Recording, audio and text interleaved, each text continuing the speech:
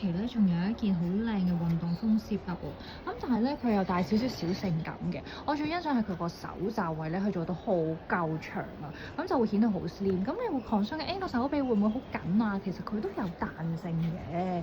咁佢個領口位係做得低啲嘅，咁但係咧佢烏低身都唔會話好容易走光，甚至乎你可以襯入面有一啲靚啲嘅撞色背心啊，咁樣咧去外露少少都好好睇。咁我頂帽咧係好夠大嘅，大家睇到係有一個好靚嘅沙丘嘅感覺嘅，型型地都 OK。跟住如果你中意襯啲 sporty 啲嘅褲褲又 OK，或者好似我哋咁樣今期好興嘅 soft girl feel 咧，襯啲 lace 裙啊都好 match 到㗎。